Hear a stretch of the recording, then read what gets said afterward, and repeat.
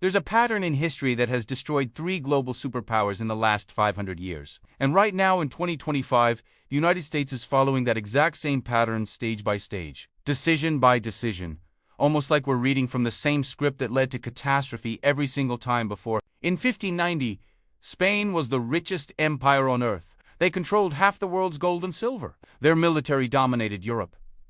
Their currency was accepted everywhere. Within 80 years, they were bankrupt. A second-rate power that never recovered. In 1914, Britain ruled the largest empire in human history. The sun never set on British territory. The pound sterling was the global reserve currency. Within 40 years, the empire was gone. The currency collapsed. They became America's junior partner. In 1991, the Soviet Union was the other superpower. Nuclear weapons, global influence, satellites spanning the globe. It ceased to exist in 900 days. Not from war, from economic implosion. 3 times. 3 superpowers. 3 complete collapses. All following the exact same sequence.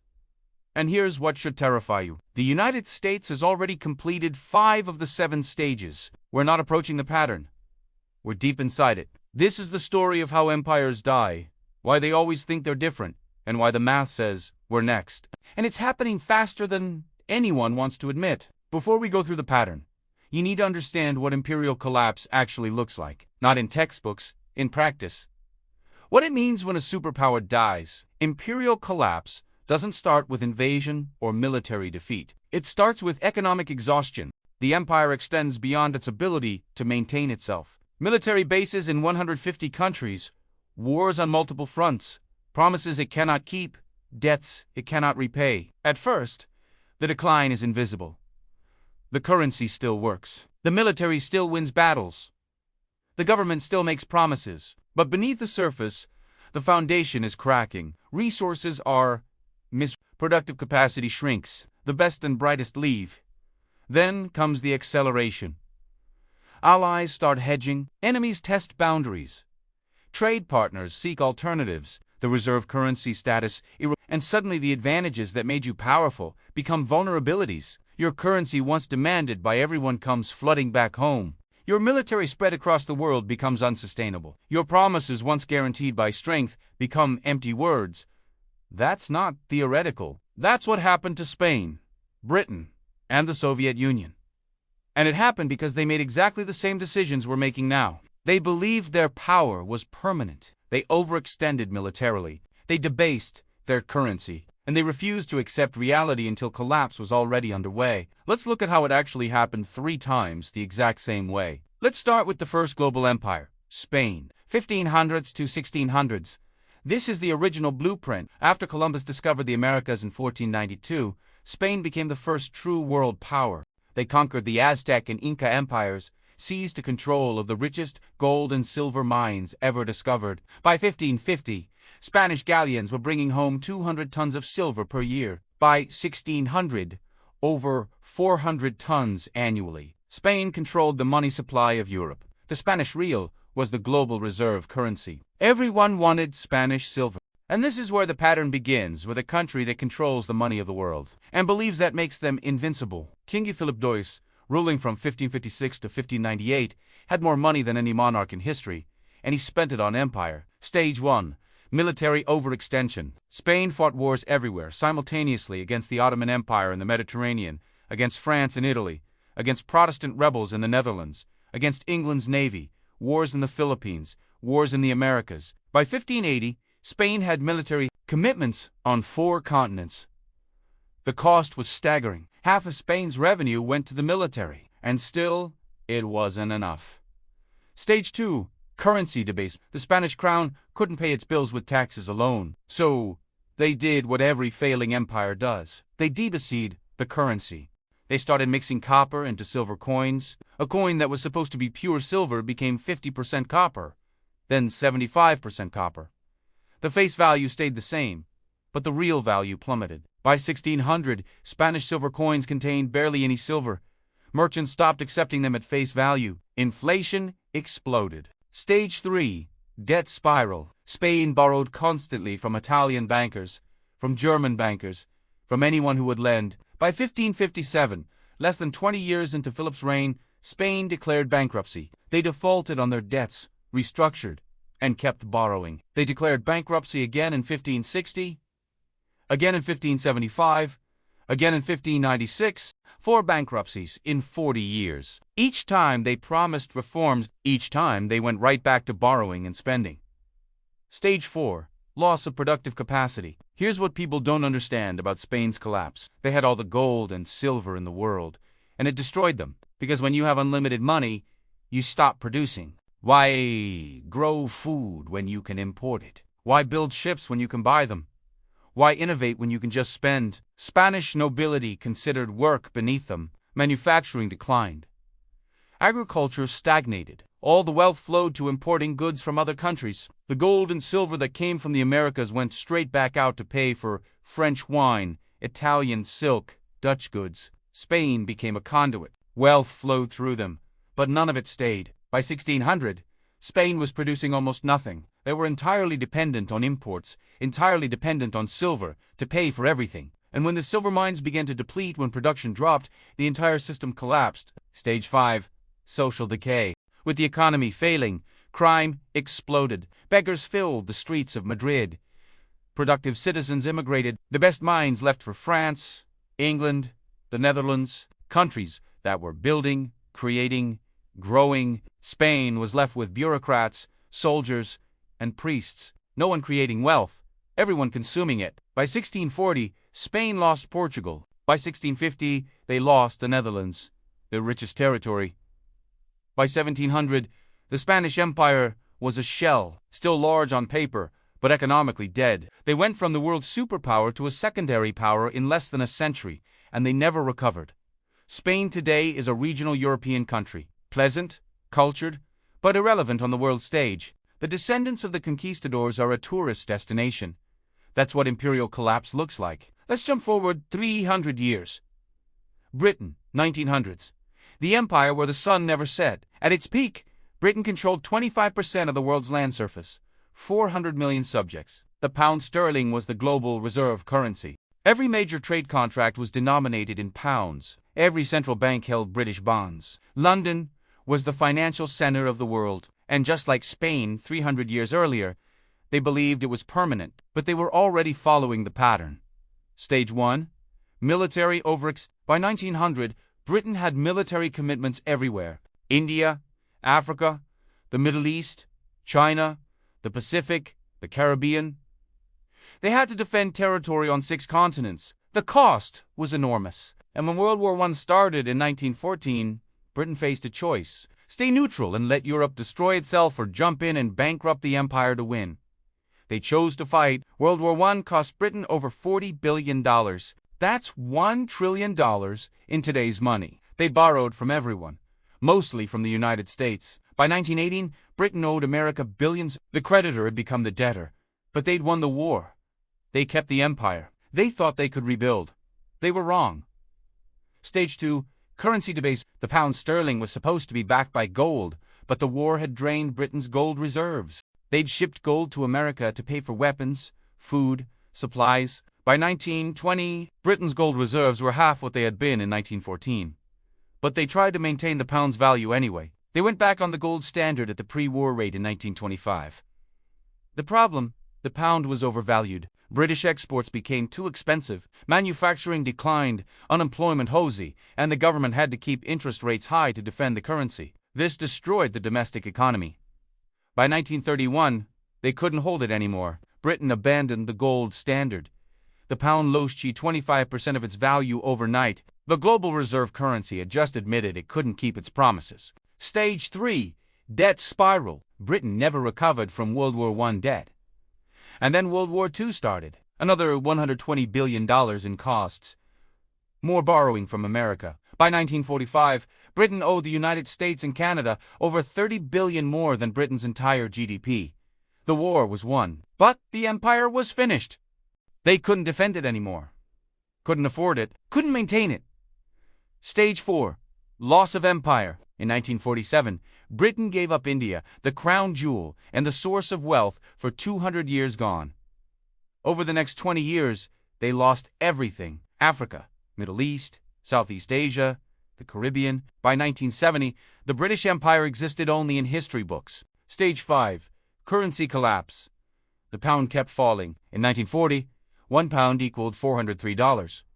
By 1950, $280. By 1970, $240. By 1980, £2 is 30. Today, 27, the global reserve currency became a regional currency. Britain tried to maintain pretense, permanent seat on the UN Security Council, nuclear weapons, special relationship with America. But everyone knew the truth. They were a former power, a museum of what used to be great. The empire was gone, and it never came back. Now, let's look at the most recent example, the Soviet Union. 1945 to 1991. After World War II, the USSR emerged as a superpower. Nuclear weapons, massive military control over Eastern Europe, satellites in space, and they believed they were the future. Communism would bury capitalism. The Soviet model would dominate.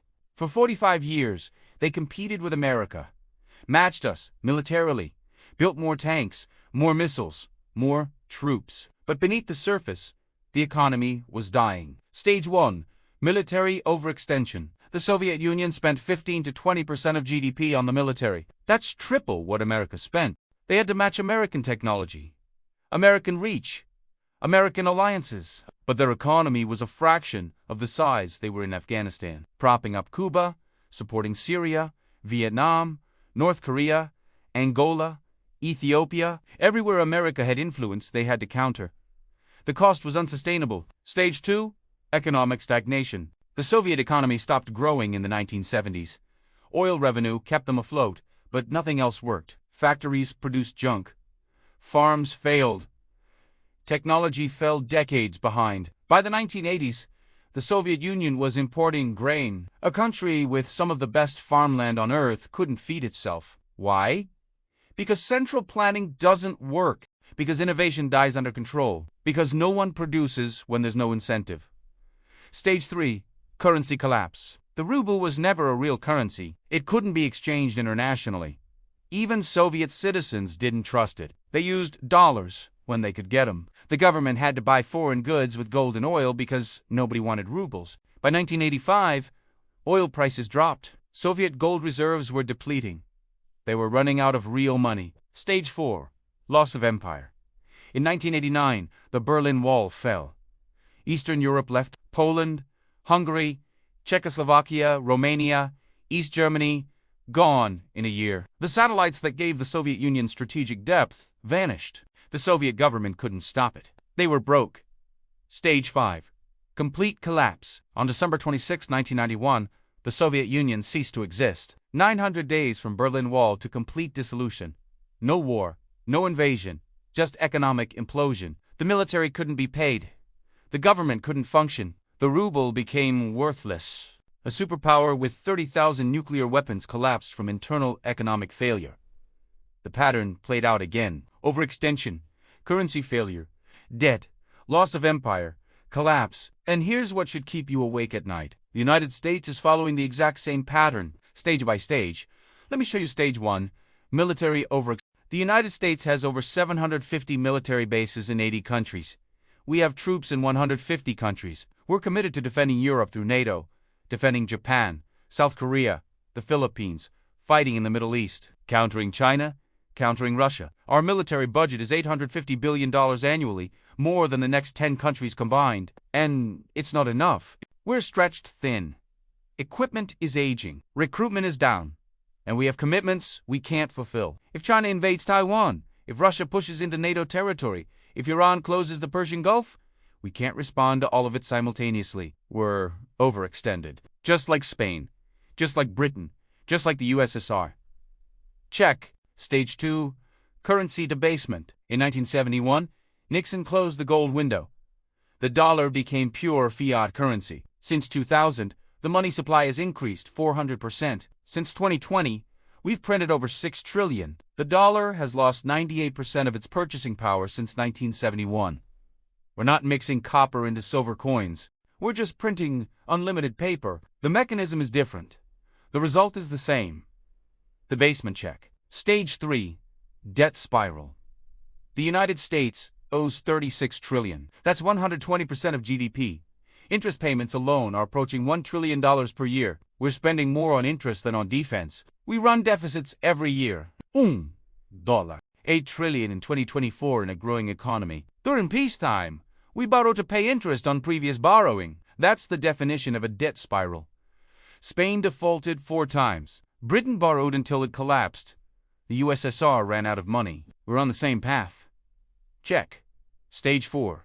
Loss of productive capacity. America doesn't make things anymore. We design, we finance, we consume, but we don't produce. Our manufacturing base has been gutted. Shipped to China, Mexico, Vietnam.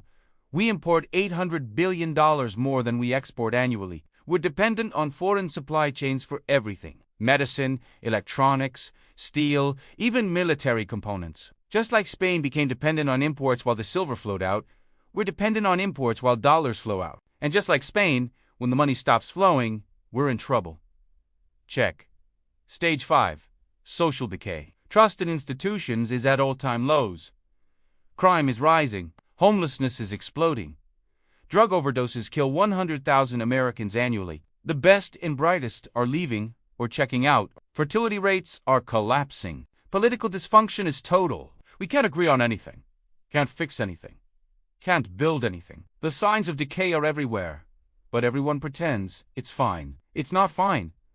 Check. We're on stage 5 of 7. The Soviet Union made it to stage 5 before complete collapse. So did Britain. Spain lasted longer, but the pattern is the same. We're not at the end yet, but we're deep into the sequence. Stage 6 is loss of reserve currency status. That's when allies start diversifying. When trade moves to other currencies.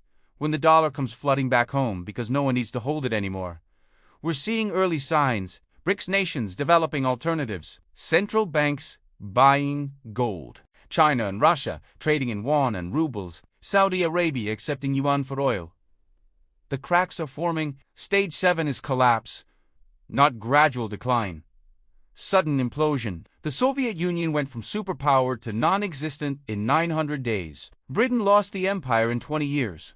Spain took longer, but the result was the same. When the reserve currency fails, when the debt becomes impossible, when the military can't be funded, it doesn't decline gracefully. It collapses quickly, brutally. And everyone who thought it couldn't happen here learns the same lesson every empire learns. It can, and it does. 3 empires followed this pattern. Spain, Britain, the USSR.